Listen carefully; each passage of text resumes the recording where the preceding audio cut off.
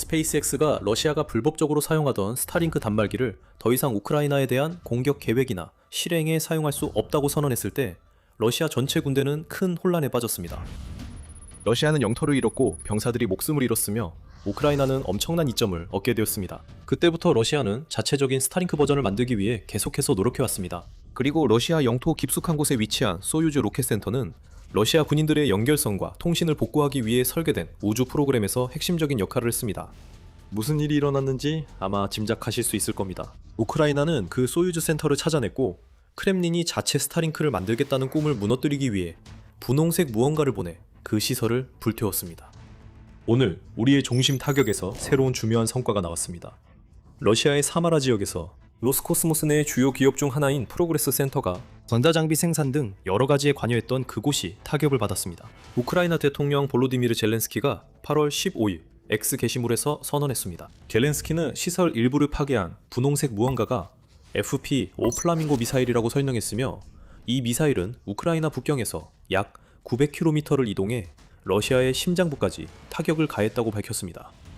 이것은 러시아가 자체 스타링크를 만들기 위한 계획에 필수적인 로켓 제조업체를 잃는 것만이 아닙니다. 우리가 방금 본 것은 2026년에 수백 건이나 되는 사례 중 또 하나로 러시아가 우크라이나와 그 드론으로부터 안전하다고 여길 수 있는 곳은 어디에도 없다는 것을 보여줍니다. 구체적으로 우크라이나가 타격한 시설은 러시아 남서부에 위치해 있으며 러시아가 라즈베트 시스템을 지원하는 위성을 궤도에 올리기 위해 필요한 소유즈 이 발사체를 생산하는 곳입니다.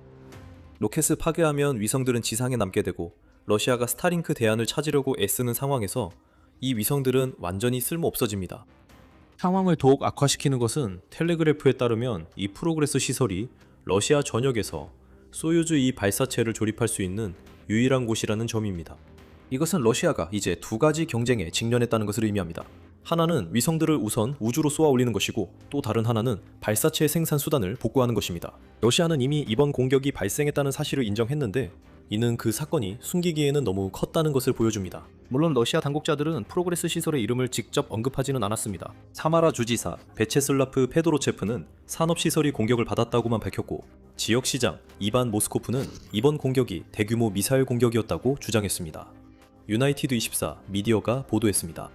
같은 매체는 현지의 일반 시민들이 더 많은 정보를 공개했다고 덧붙였습니다. 주민들은 사마라 지역에 미사일 경보가 발령된 직후 큰 폭발음을 들었다고 보고 있습니다. 그리고 이들 주민들 덕분에 우크라이나가 정확히 목표를 타격했다는 명확한 증거를 우리가 얻게 된 것으로 보입니다. 영상이 있습니다. 그리고 그 영상에는 프로그레스 시설이 불길에 휩싸인 모습이 담겨 있습니다. 젤렌스키는 자신의 X 게시물에서 그 영상 중 일부를 공유했습니다. 20초 분량의 영상에는 여러 각도에서 불길이 치솟는 모습이 담겨 있는데 그 불길은 몇 킬로미터 밖에서도 보일 정도로 높이 타오르고 있습니다. 짙은 연기 구름이 하늘을 검게 물들이고 있으며 이 모든 연기는 프로그레스 센터에서 뿜어져 나오고 있습니다. 더 많은 영상은 흥미로운 출처에서 나왔습니다. 파이어포인트의 창립자인 데니스 스틸레만이 그 주인공인데 파이어포인트는 우크라이나가 소유즈 파괴 공격에 사용한 분홍색 미사일을 제작한 회사입니다. 그의 영상은 공격의 아주 시작 순간을 보여줍니다.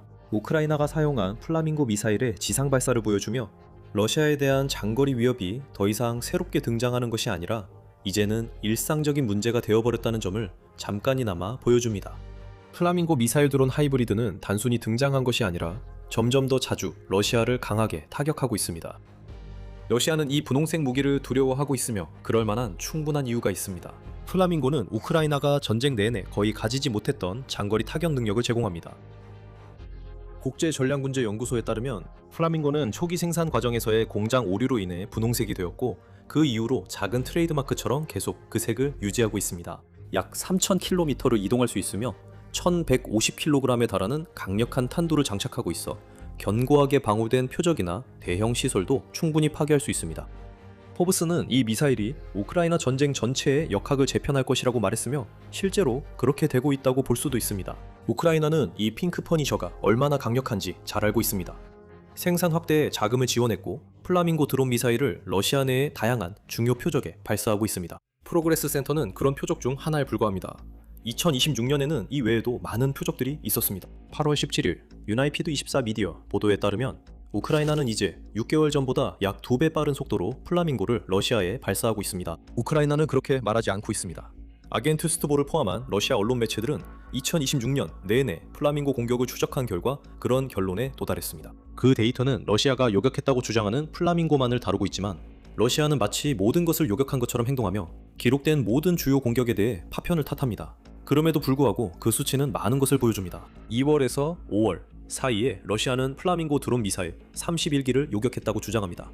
그 이후로 우크라이나는 공격을 대폭 강화했습니다. 유나이티드 24 미디어의 보도 직전 2주 동안 러시아는 플라밍고 25기를 격추했다고 주장했습니다. 추정컨대 사마라 프로그레스 센터를 타격한 플라밍고도 그 수치에 포함된 것으로 보입니다. 그리고 그 영상은 러시아가 격추라는 말을 어떻게 사용하는지 정확히 보여줍니다. 프로그레스 공격은 우크라이나에 기발한 드론 기술이 얼마나 발전했는지, 전선에서 사용되던 드론에서 어떻게 진화했는지를 보여줍니다. 우크라이나가 국경 공격을 위해 서방 무기에 의존하던 것에서 이제는 러시아 내 거의 모든 중요 지점을 타격할 수 있는 완전한 장거리 무기 체계를 갖추게 되었습니다. 우크라이나의 드론 혁신은 전세를 뒤바꾼 요인이라고 미국 외교협회는 선언했습니다. 이것은 플라밍고에서 볼 수 있었던 엄청난 화력의 지원을 받아 러시아 영토에 대한 공격에서 더 큰 성공의 문을 열었습니다. 우크라이나의 드론은 흑해에 대한 통제권을 되찾는 데 핵심적인 역할을 했습니다. 병사들의 희생 없이 고립을 가능하게 하는 크림반도 전략을 실행하고 있습니다. 그리고 러시아에게 더 이상 그 어떤 주요 시설도 안전하지 않다는 것을 보여주고 있습니다. 플라밍고가 가동되면 3,000km 이내에 모든 것이 표적이 되며 젤렌스키에 따르면 그 사거리는 2027년까지 10,000km로 늘어날 것이라고 합니다. 이 모든 것은 러시아의 전쟁 수행 능력을 꺾기 위한 것입니다. 상징적으로 말하자면 우리가 사마라에서 본 것이 바로 그것입니다. 겉으로 보기에는 이것이 푸틴과 그의 크렘린 측근들에게 압박을 가하기 위해 시행된 또 다른 장거리 타격입니다. 플라밍고나 우크라이나의 다른 장거리 자산이 목표를 타격할 때마다 드론의 윙윙거리는 소리를 듣거나 화재의 열기를 느끼는 모든 러시아인에게 메시지가 전달됩니다. 푸틴은 그들을 보호할 수 없습니다. 그리고 러시아 자체를 보호하지 못하는 그의 실패가 군대가 우크라이나에서 이렇게 형편없이 싸우는 이유입니다. 그리고 왜 그렇게 많은 러시아 사람들이 높은 인플레이션과 금리라는 경제적 압박에 짓눌려 대출조차 갚지 못하게 된 이유이기도 합니다. 하지만 사마라에서는 그보다 훨씬 더 깊은 문제가 있습니다. 우리는 앞서 이 문제를 언급했습니다. 프로그레스 시설은 크렘린이 우크라이나를 상대로 꾸미고 있던 모든 계획의 중심이었습니다. 러시아는 위성들이 하늘에 떠 있는 것이 절실히 필요합니다. 그리고 곧 우리는 왜 이번 사마라 공격이 러시아가 우크라이나에서 전세를 뒤집으려던 모든 꿈을 완전히 산산조각냈는지 설명드리겠습니다. 그 전에 여러분은 지금 밀리터리 쇼를 시청하고 계십니다. 아직 구독하지 않으셨다면 지금 이 버튼을 누르고 알림을 설정해서 저희가 매일 업로드하는 우크라이나 전쟁 관련 영상을 받아보실 완벽한 기회입니다. 우리는 이미 스타링크 대체 문제에 대해 언급한 바 있습니다. 러시아는 라즈벳 위성을 우주로 쏘아 올릴 발사체를 만들기 위해 프로그레스 기지가 필요합니다.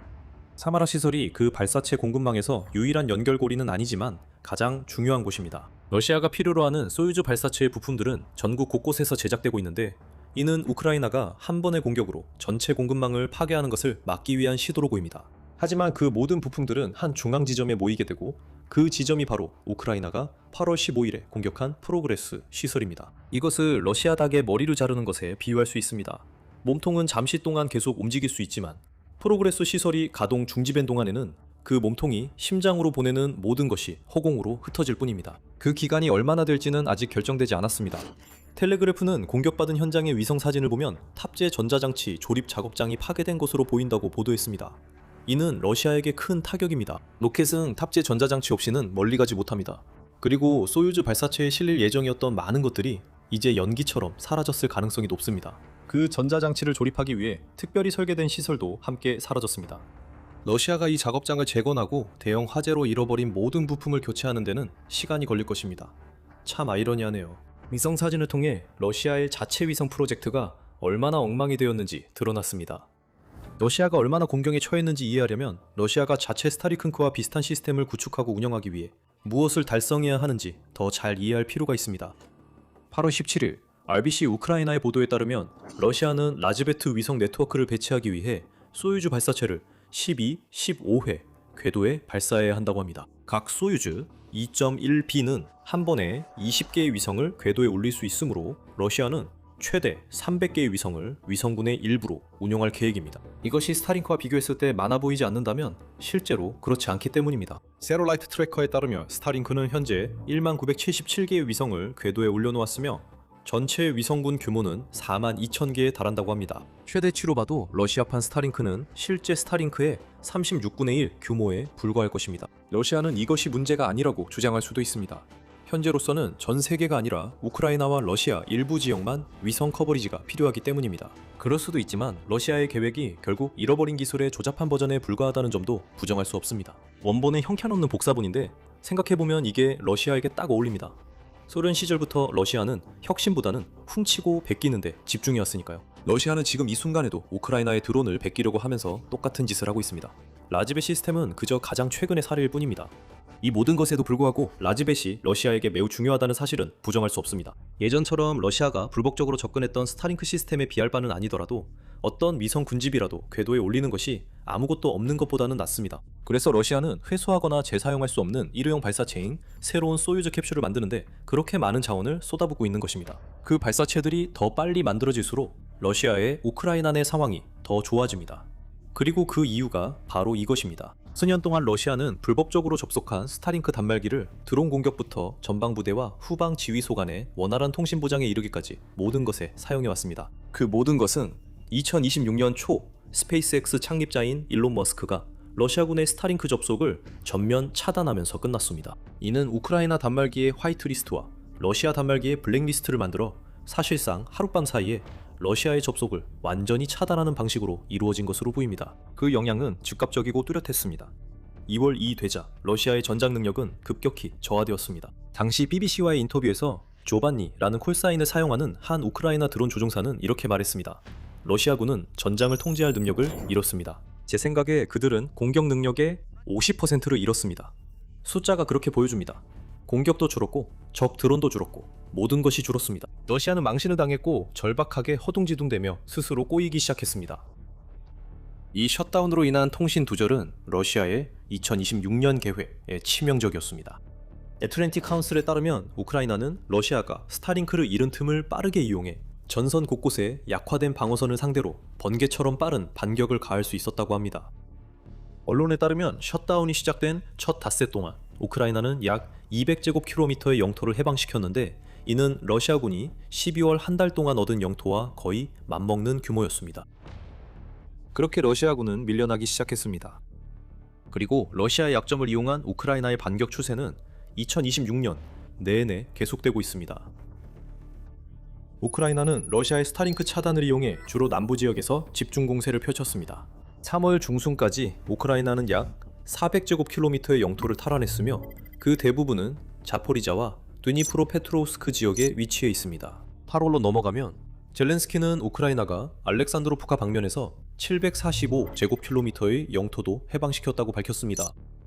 여기에 스타링크 손실이 러시아 드론에 미친 영향까지 더하면 특히 중거리에서 근거리까지 머스크의 결정으로 인한 통신 혼란이 푸틴의 군대에 얼마나 큰 피해를 입혔는지 잘 알 수 있습니다. 2026년 공세를 위한 준비 작업은 우크라이나의 반격으로 인해 무너졌습니다. 러시아가 도네츠크를 점령하려다 지금과 같은 수렁에 빠진 것은 스타링크 접근 권한을 잃은 것과 큰 관련이 있다고 해도 과언이 아닙니다.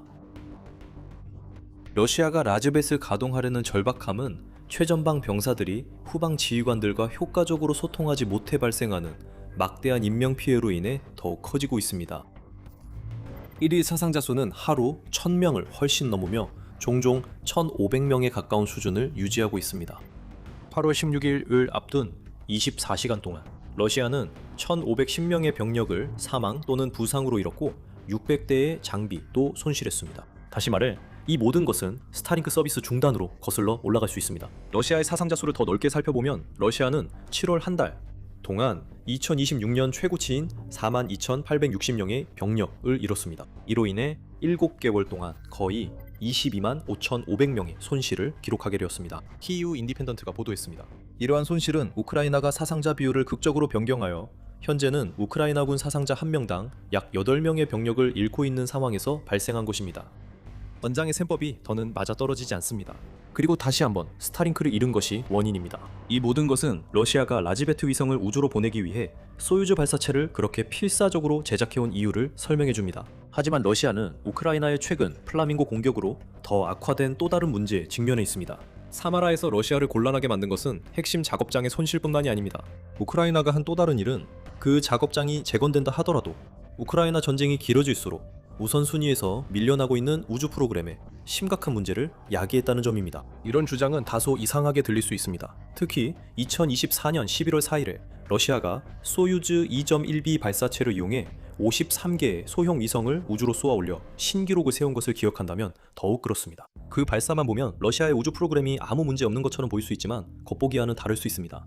러시아가 그 어느 때보다 위성을 궤도에 올리는 데 절박함에도 불구하고 그 이후로 그런 발사가 없었던 데에는 분명한 이유가 있습니다. 2024년 11월은 거의 2년 전 일이고 우크라이나에서는 많은 것이 변했습니다. 더 많은 러시아 장비가 파괴되었고 우크라이나는 이제 정기적으로 장거리 타격을 감행하고 있습니다. 이 모든 것이 러시아를 극한으로 몰아붙여 전쟁 수행과 우주 프로그램 중에서 우선순위를 정해야 할 지경에 이르렀습니다. 러시아가 소유즈 발사체를 얼마나 빨리 만들 수 있든 없든 상관없습니다. 전쟁, 경제와 우주 경제가 충돌했고 그 결과 우주 경제가 밀리고 있습니다. 우선순위는 우크라이나에 있는 러시아 군대에 필요한 모든 것을 제공하고 대규모로 손실되는 병력을 보충하는 것이 되었습니다. 이 모든 것은 장기적으로 러시아에 도움이 될 라즈베 프로그램에 투입할 수 있는 자금이 줄어든다는 것을 의미합니다. 하지만 현재 당면한 즉각적인 문제들을 해결하지는 못합니다. 러시아도 이 점을 누구보다 잘 인식하고 있습니다. 4월 10일 유나이티드 24 미디어는 러시아 과학 아카데미 우주연구소의 과학 책임자인 레프 젤레니가 러시아 우주 포럼 연설에서 러시아가 우주 경쟁에서 경쟁국들에 비해 한참 뒤처져 있다고 인정했다고 보도했습니다. 라즈베 외에 러시아가 가진 유일한 프로젝트는 새로운 러시아 우주정거장 건설입니다. 적어도 10년 동안 유인 심우주 또는 달 탐사 임무는 계획되어 있지 않습니다. 이 발언은 많은 것을 드러냅니다. 이는 러시아 우주 프로그램에 자금이 충분히 투입되지 않고 있다는 것을 보여주며 심지어 중요한 라즈베 프로그램조차도 매우 제한된 예산으로 운영되고 있음을 의미합니다. 프로그레스 센터가 불타는 것은 도움이 되지 않을 것입니다. 이제 크렘린은 예상치 못했던 자금을 다시 프로그레스에 투입할지 아니면 그 돈을 전선의 병력을 지원하는 데 사용할지 어려운 선택을 해야 합니다. 어느 쪽이든 손해를 보는 건 결국 병사들입니다. 그리고 여기에 정말로 불붙을 만한 요소가 하나 더 있는데 바로 우크라이나의 정유시설 공격입니다. 소유즈 발사체는 정제된 등유가 필요하거든요. 그 연료는 정유 공장에서 만들어지는데 그 정유 공장들은 2026년 내내 계속해서 공격을 받아왔습니다. 그 결과 러시아는 이제 휘발유와 디젤 부족 사태까지 겪고 있습니다. 다시 한번 크렘린은 우선순위를 정할 수밖에 없는 상황입니다. 정유 공장들이 일반 국민들에게 연료를 공급하도록 해서 푸틴에 대한 압박을 완화할 것인가요? 아니면 정유 공장들이 러시아 국민들이 실제로 접할 수 없는 이미 어려움을 겪고 있는 우주 프로그램에만 쓰이는 연료를 계속 생산해야 할까요? 또 다른 진퇴양난의 선택이네요. 정답이 없는 상황입니다. 그리고 우크라이나가 정유 시설에 대한 공격을 결코 멈추지 않는 것도 도움이 되지 않을 겁니다. 8월 13일 뉴 보이스 오브 우크라이나는 러시아의 정유량이 하루 400만 배럴로 감소할 가능성이 높다고 보도했습니다. 이 모든 것은 우크라이나의 공격으로 인한 예정에 없던 수리와 가동 중단 때문입니다. 그것이 많은 정유량처럼 들릴 수 있지만 실제로는 2010년대 초반 이후로 볼 수 없었던 최저치입니다. 그리고 이는 러시아가 연료 부족과 라즈베 프로젝트 때문에 정유소가 최대 가동을 해야 하는 시기에 발생한 일입니다. 러시아는 계속 밀어붙이려고 할 것입니다. 러시아는 2026년 초에 계획했던 것보다 훨씬 빠르게 라즈베 위성을 발사하고 있었는데 이는 스타링크를 대체할 시스템을 조속히 가동하려는 절박함을 보여줍니다. 3월에는 16개의 위성이 궤도에 올랐고 7월에는 두 번째 묶음이 궤도에 발사된 것으로 알려졌습니다. 이로 인해 러시아는 약 40개의 라즈베 위성을 우주에 보유하게 되었습니다. 러시아는 최대 300개까지 위성을 계획하고 있었습니다. 하지만 그 계획은 망가졌습니다. 그리고 이 모든 것은 사마라에 있는 프로그레스 로켓 시설을 완전히 망가뜨린 백일몽처럼 위장한 분홍빛 악몽 덕분입니다. 이것은 우크라이나가 지금까지 감행한 가장 영리한 공격 중 하나였을지도 모릅니다. 이 공격으로 인해 러시아 지상군은 2026년 초부터 계속 배워온 취약한 위치에 머물게 되었습니다. 하지만 다른 공격들도 마찬가지로 영리합니다. 네, 우리는 와일드베리스 공격에 대해 이야기하고 있습니다. 이 공격들은 러시아 경제가 그 무게에 짓눌리면서 푸틴에게 완전히 새로운 방식으로 압박을 가하고 있습니다. 또 하나의 치명적인 타격이 가해졌습니다. 또 수백만, 어쩌면 수십억 달러에 달하는 돈이 연기처럼 사라졌고 저희 영상을 시청하시면 그 모든 내용을 확인하실 수 있습니다. 하지만 가시기 전에 군사쇼를 구독하고 알림을 설정하셔서 우크라이나 전쟁의 최신 소식을 놓치지 마세요. 시청해주셔서 감사합니다.